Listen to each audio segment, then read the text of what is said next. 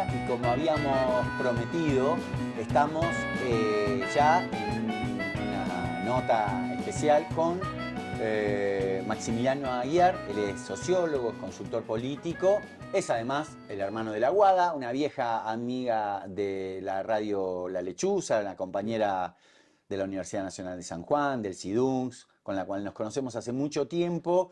Y bueno, a través de la Guada llegamos a vos, Maxi, y te damos las gracias por estar acá. Un gusto visitarlos, la verdad que una alegría. Eh, es de buena, no sé de qué, es de buena performance, es de buena práctica, y además está de remoda entrevistar a un encuestador, en realidad un consultor político, en época de elecciones. En época de elecciones, nada, es como la época de verano para los que venden cerveza, me imagino, para los consultores políticos. En las elecciones, los consultores políticos suelen ser protagonistas, por lo menos en los medios digitales, en los medios gráficos, en la radio, en la televisión. ¿Eso fue siempre así? ¿Es un fenómeno nuevo? ¿Cuál es, de dónde ese fenómeno de tener un consultor político? No me imagino en los 60 o en los 50 un consultor, ¿o sí?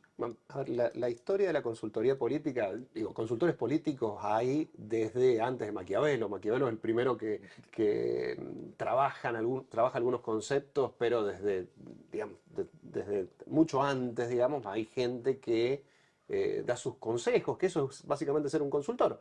Digo, hacer un análisis de lo que sucede y a partir de eso dar algunas recomendaciones de acción a los mandatarios.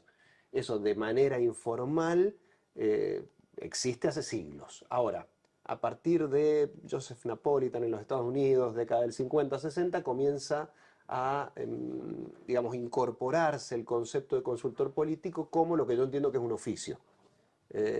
Digo, con elementos propios de investigación, propios de estrategia y propios de elementos tácticos de comunicación, comienza a incorporarse el concepto del consultor político profesional. Esto es, de hecho, luego de eso comienza a transmitirse a distintos países del mundo y se empiezan a generar carreras. De hecho, yo estudié eso, digo, yo después de recibirme de sociólogo muchos años después, varios años después, hice una maestría en consultoría política en España, en la Universidad de Salamanca. Y se ha ido transformando, se ha ido profesionalizando con el tiempo, al momento que existen asociaciones profesionales, códigos de ética, etcétera, respecto específicamente de la consultoría política. La asociación, yo pertenezco a unas cuantas, a la Asociación Latinoamericana de Consultores Políticos y a la Asociación Argentina de Consultores Políticos, que son espacios que regulan la actuación, digamos, de los consultores políticos, con lo cual hay un proceso de institucionalización de la consultoría política como tal. ¿Cómo se maneja o cómo ves vos la, presumo yo, no lo sé, tensión entre lo que es la militancia y la consultoría? ¿A qué me refiero? Un grupo político, una organización social, un partido político, milita por ideales, por proyectos que tienen que ver con modificar el mundo, por hacer la revolución, por construir un mundo mejor, etcétera, etcétera, y difunde sus ideas. Y de pronto aparece un consultor político que dice, no, bueno, en realidad vamos a tener que hacer esto, vamos a tener que hacer lo otro. Y eso un tipo externo a la organización, porque vos a cada organización a la que asesoraste no fuiste parte, obviamente sería muy difícil eso, pero eso te debe generar tensiones entre lo que el consultor externo dice y lo que dice la militancia que sostiene ese espacio. Sí. Hay dos modelos de consultor político. Está el consultor político partidario. Por ejemplo, hablamos de los Estados Unidos. En los Estados Unidos lo que predomina son los consultores políticos partidarios. Esto es aquellos que asesoran a demócratas y aquellos que asesoran a republicanos de manera exclusiva. Luego en América Latina existen dos modelos, uno que tiene que ver con alguna cercanía con un partido político y otro que es un consultor político más del orden de lo agnóstico, que se da mucho ese proceso en América Latina por varios motivos, entre ellos porque los partidos políticos como tales son instituciones bastante débiles y debilitadas históricamente, con lo cual es un segundo modelo de consultor político. Pero toma una cosita que dijiste antes respecto de las campañas electorales y la consultoría política. En la consultoría política normalmente nos llaman más de los medios durante las campañas electorales, pero hay muchas formas de hacer consultoría política, ¿no? Y una es la de comunicación de gobierno. De hecho, yo gran parte de mi carrera le he dedicado a hacer consultoría en comunicación política de gobierno. Digo, todo lo que yo hago afuera de Argentina es, en algunos casos, campaña electoral, pero sobre todo consultoría en comunicación política de gobierno. O sea, un gobierno de un país, por ejemplo, de... Perú. Mira si tenemos para Claro. hablar. Yo en Perú trabajo desde el año 2012. Un De hecho, gobier- volví con la pandemia. Yo estaba prácticamente viviendo allá. un gobierno te contrata para que vos comuniques lo que hacen. No, en realidad la idea del consultor político, lo ideal es que sea una mirada externa y que no sea una mirada militante, porque la mirada militante es una mirada sesgada de esa militancia. El hecho de tener una mirada desde otro lugar enriquece el formato de la comunicación política. Y para desmitificar un poco lo que hace un consultor político, digo, la política se hace de dos maneras, mediante el consenso y mediante el conflicto, ¿no? Y la construcción de autoridades a través de la comunicación. ¿Es la comunicación o la fuerza? Digamos, las relaciones asimétricas se construyen de esas dos maneras. La consultoría en comunicación política justamente trata de mejorar esos procesos de comunicación que implican una mejor relación entre representantes y representados, una mejor comunicación y de manera bidireccional, con lo cual tenés investigación por un lado, saber qué sucede en sociedades complejas, qué opinan, qué piensan, cómo se comportan, cuál es su cultura, etcétera, que tiene que ver con la investigación, y luego elementos del orden de lo estratégico, es cómo llegar con el mensaje político, que no tiene por qué estar ausente la ideología política y la convicción política de eso, cómo llegar de una manera más eficiente a grandes grupos sociales en sociedades complejas, que a diferencia de lo que sucedía en el ágora griega, no puedes preguntarle a cada uno lo que opina de manera directa, sino recurrir a técnicas más complejas de comunicación y de investigación, ¿no? Esa es un poco la tarea del consultor político. La profunda convicción de querer pelearme un poco con vos Sí, para que dale, sea un dale, poquito dale, más vamos. divertido. Yo tengo una percepción que es que los consultores y los externos a los grupos políticos, que obviamente con su mirada externa ayudan a mirar y a plantear estrategias, etcétera, en algún sentido generan un quilombo terrible. Me explico. La derecha en la Argentina, Juntos por el Cambio, el PRO, etcétera, etcétera, plantea una estrategia, entonces viene un consultor político y le dice, che, mira, apareció Milei que dice que hay que vender órganos, que dice que hay que quemar el Banco Central y quemar los pesos, etcétera, y meter milicos en todos lados. Tenemos que derechizar el discurso porque si no, Milei nos saca por derecha.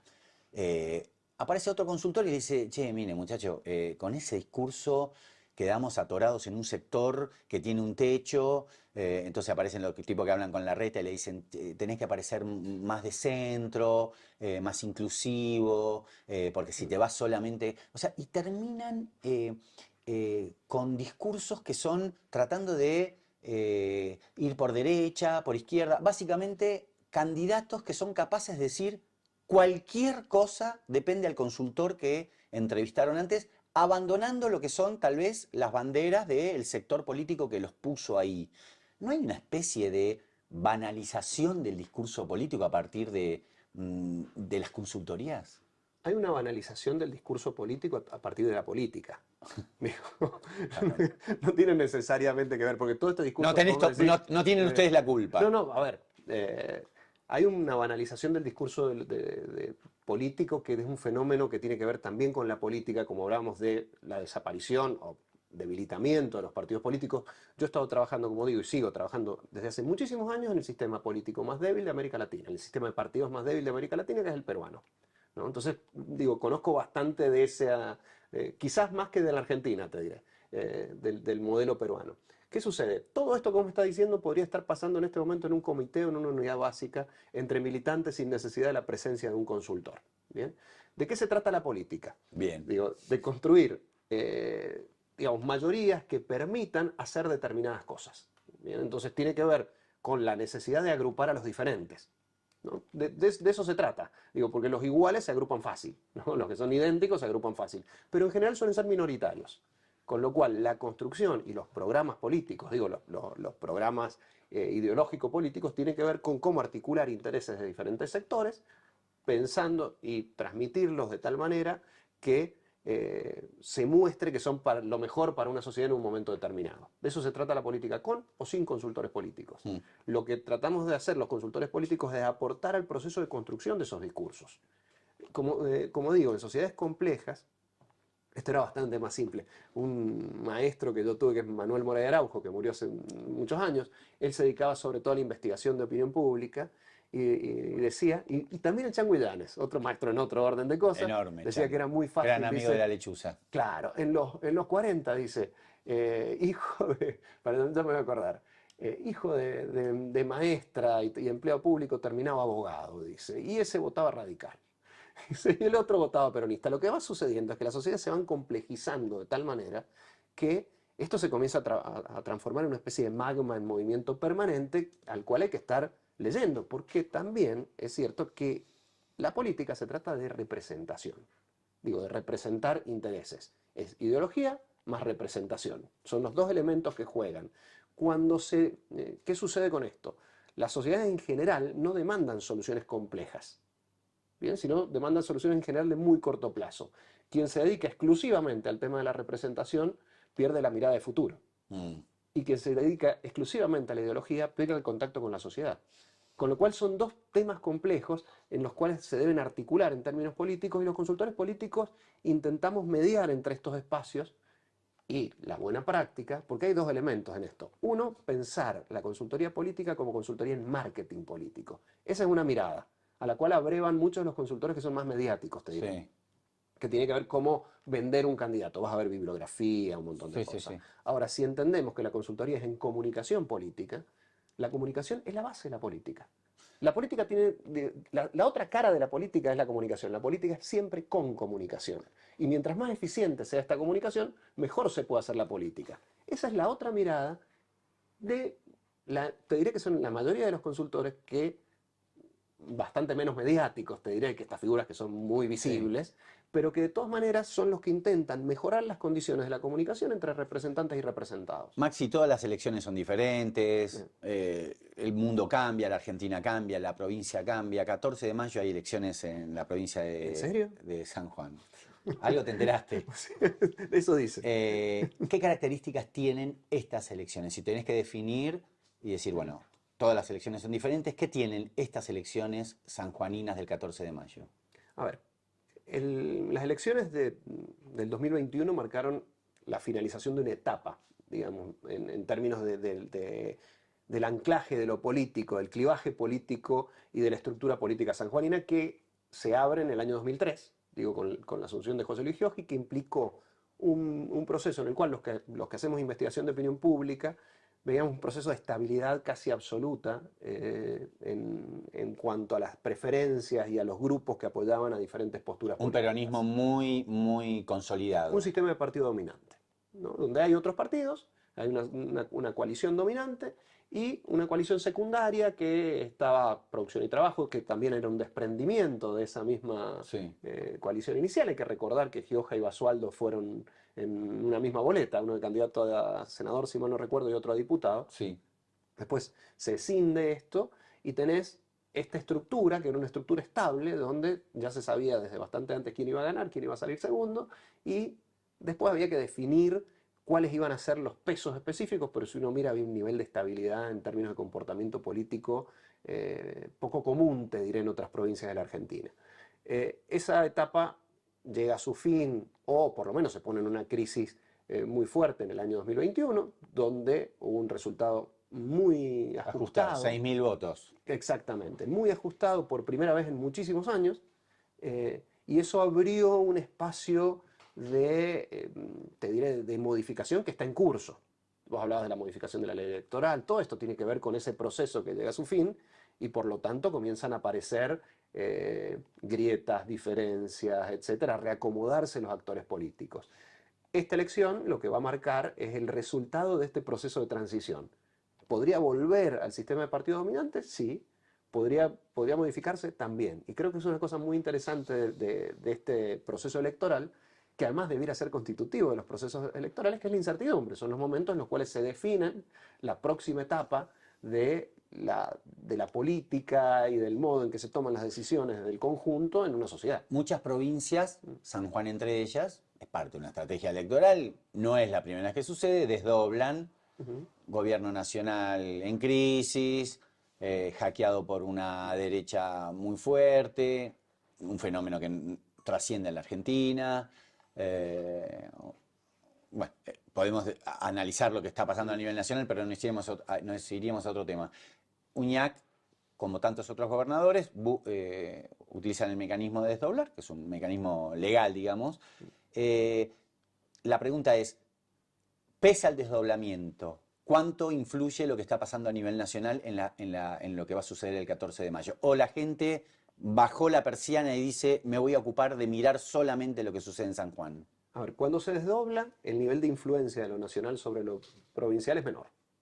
Y es por eso que en situaciones complejas suelen desdoblarse más que en otras situaciones. Pero lo cierto es que en la elección anterior, digo, la elección anterior provincial, que no es la de 2021, sino la de 2019, también se desdobló en la mayoría en muchas provincias. Ahora, aún más.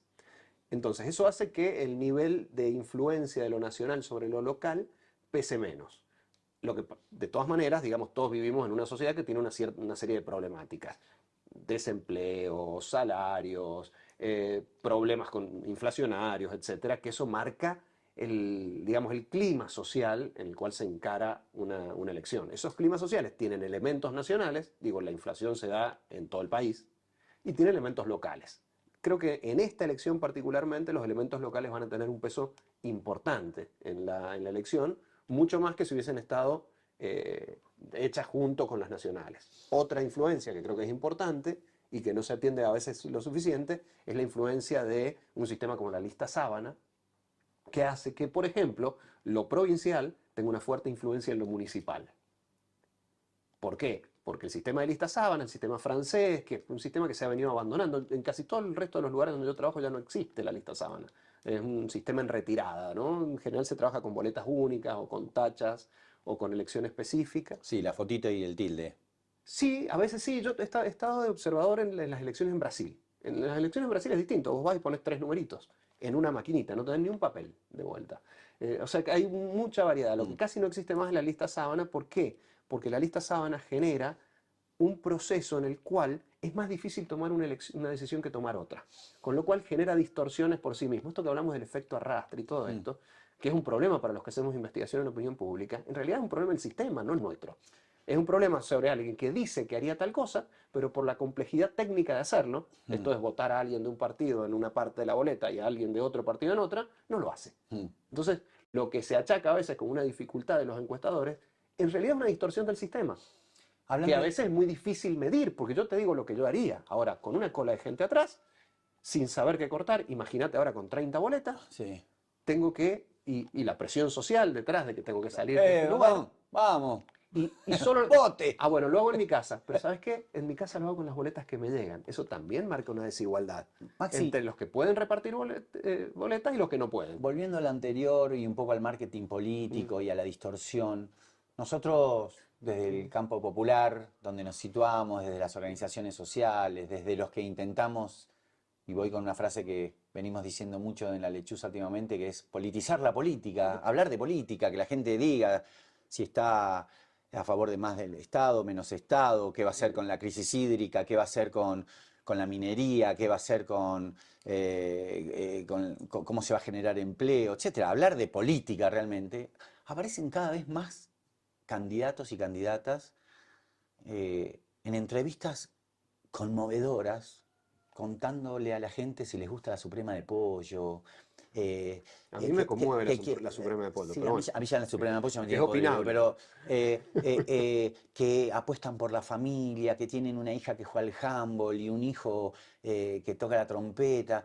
¿Viste? O sea, notas, son productos, o sea, notas en donde decís, chabón, sos candidato a intendente. Estoy hablando, no lo voy a nombrar porque sería una falta de respeto, de un candidato a intendente de un departamento que no es Posito, que hace poco vi una entrevista y dije, no te puedo creer que haya algún consultor. Yo le echo la culpa a los consultores de todo, ¿viste? Pero capaz que la culpa la tiene la política. Y capaz Pero que sí. algún tipo que le dijo, no, vos tenés que dar una imagen de padre de familia y las cosas que te gustan, y le gusta el Fernet, pero no con coca, sino con...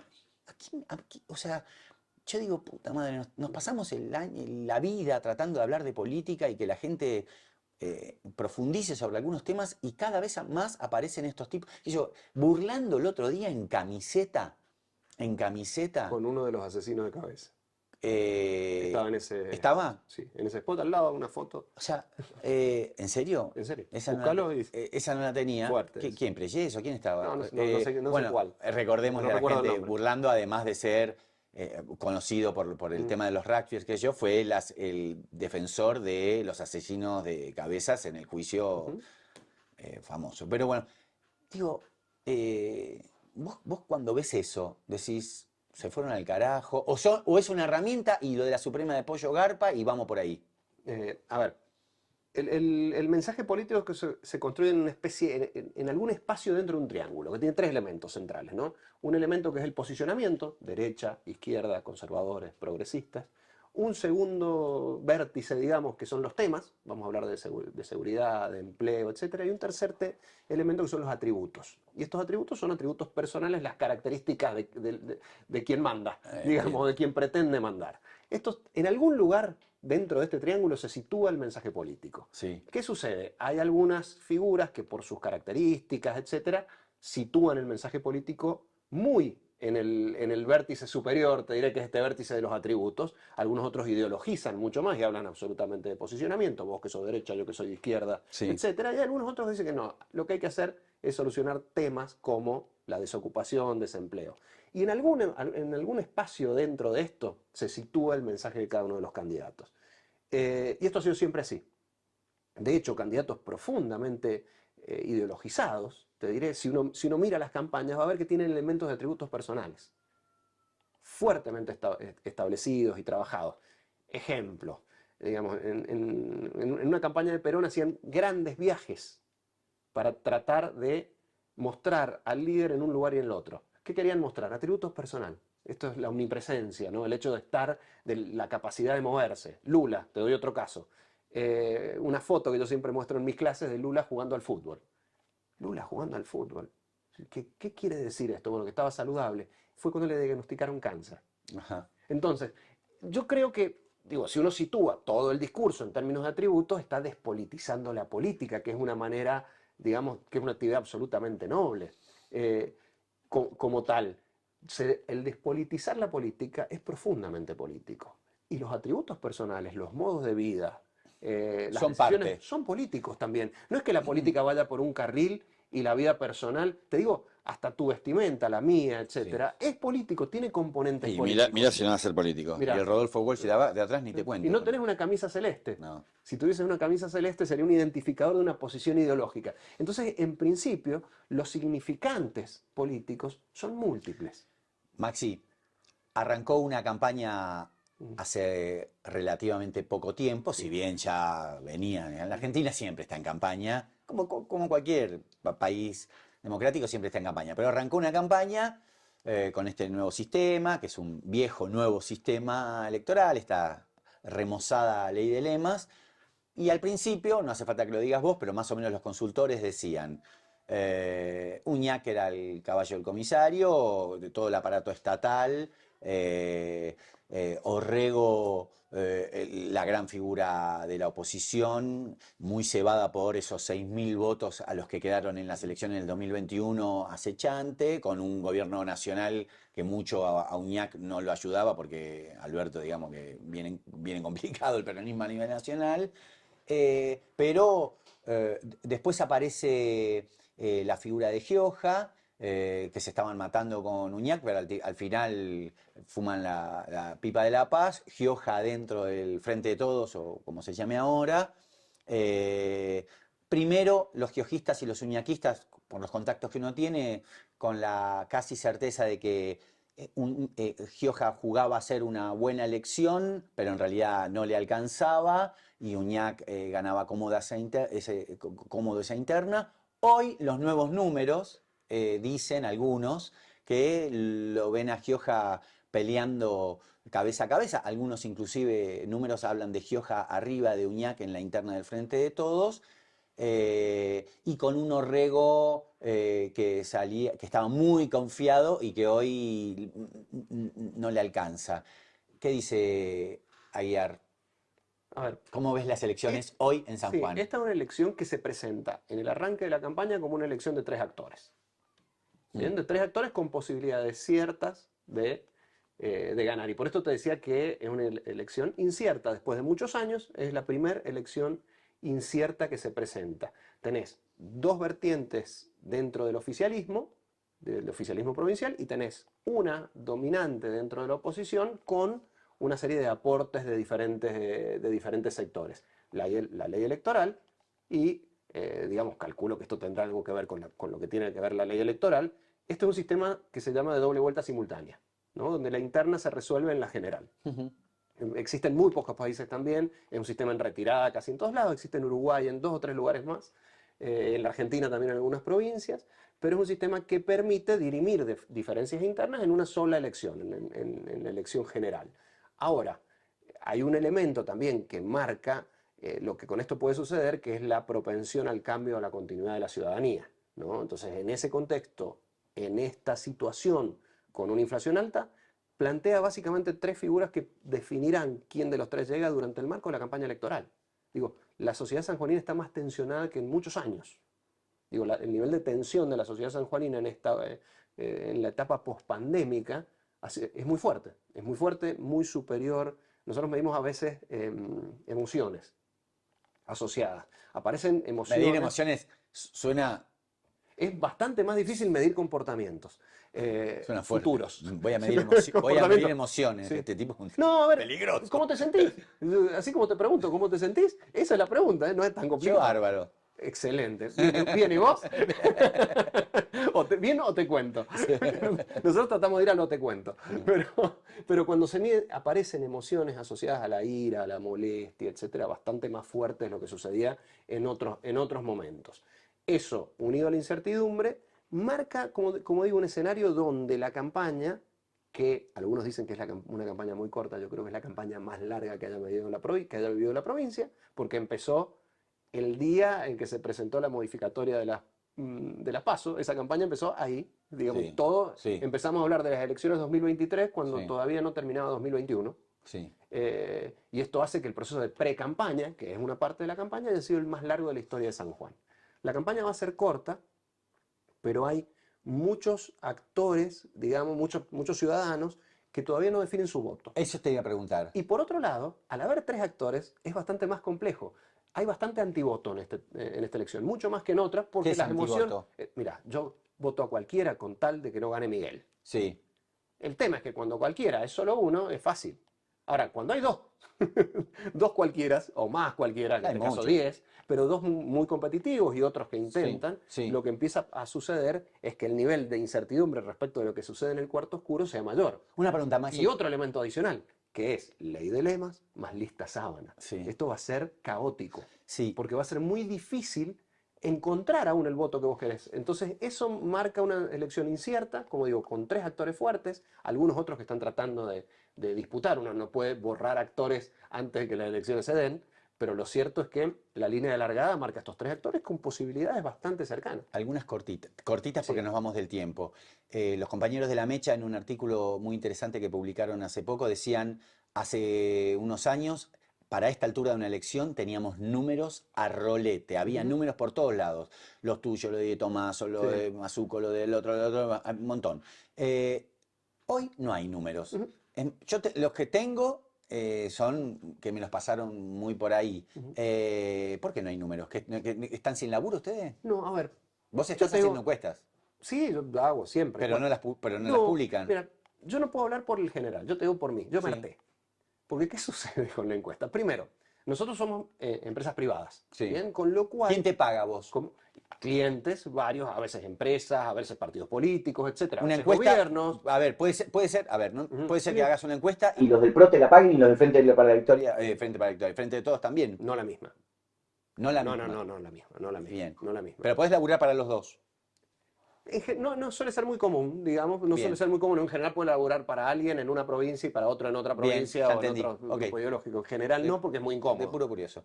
Porque además uno, además de hacer las encuestas, digo, no es una máquina, sino intenta hacer análisis respecto de eso. Bien. Entonces se nutre de la encuesta que hizo uno para hablar con otro. No Bien. suele ser lo más común. Pero dicho esto, el elemento de la empresa privada que entra ahí requiere de algún nivel de notoriedad, con lo cual te sirve estar en los medios, pero al mismo tiempo la relación periodistas, medios de comunicación, encuestadores, es una relación compleja. Con lo cual, primero, uno tiene que poder financiar una encuesta para difundirla de manera propia, para difundirla en medios de comunicación. Cosa que les da rating, como hablaban ustedes del minuto a minuto, al medio de comunicación.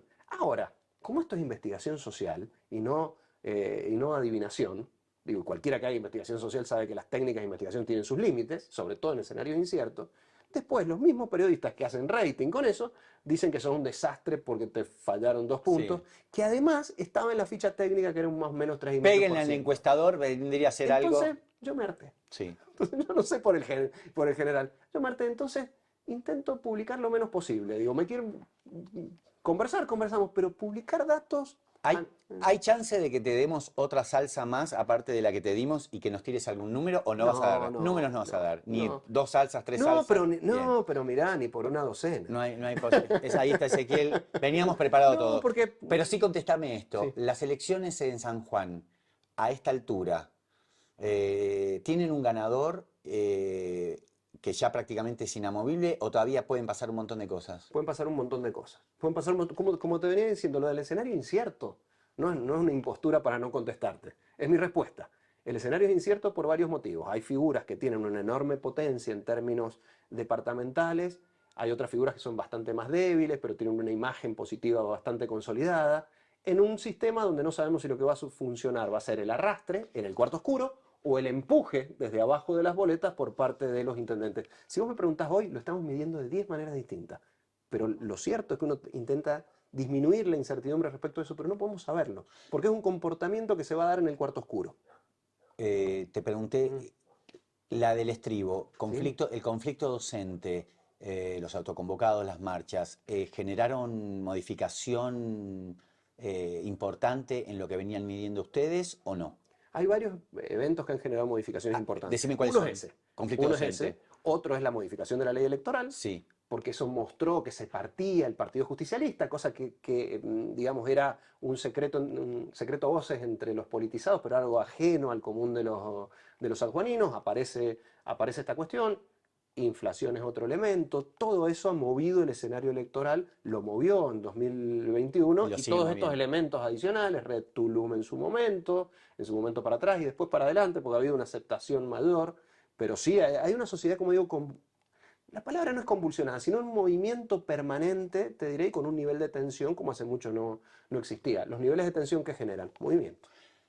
La última. Frente de Todos, unidos, ¿cómo es? Bueno, llevas 7 últimas, parecés político. El peronismo. No me mientas ya está, más. Termina, 4 minutos. Me pasé 4 minutos. No tengo problema. Gioja necesita ganarle a Uñac. Uñac necesita ganarle a Gioja. Pero al mismo tiempo, los dos necesitan que el otro no se caiga demasiado, porque para ganarle a Orrego necesitan los votos del otro. ¿Los peronistas lo están sabiendo hacer? No.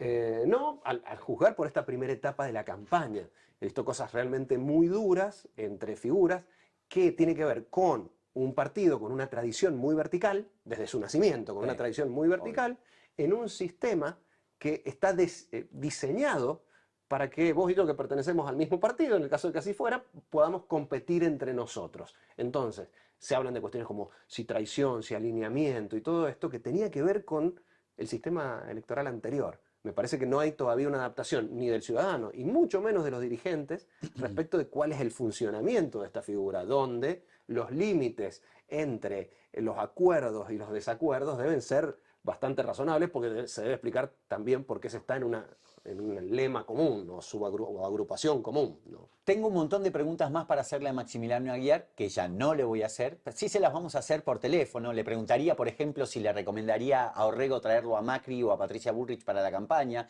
Le preguntaría si le recomendaría a Gioja o a Uñac contestando. Traerlo a Alberto o a Cristina para la campaña. No. Le preguntaría un montón de cosas, pero no se las voy a preguntar. Gracias, loco, por haber venido. Un placer. Para nosotros es muy importante haberte traído. Creemos que hay un grupo importante de ciudadanos y ciudadanas sanjuaninas que les va a interesar esta charla, que ayuda a politizar la política. Para nosotros es un honor. Una cosita de cierre. Para mí la verdad que es un honor venir. También es la primera vez que vengo, pero claro, a través de Guadalupe, a través de escucharlos y todo esto, me parece fantástico lo que hacen. Y de verdad para mí es un placer venir y encima llevarme una salsa. Más no se puede pedir. Bueno, te hubiese llevado 2 o 3 si no se hubiese tirado algún número. Ya.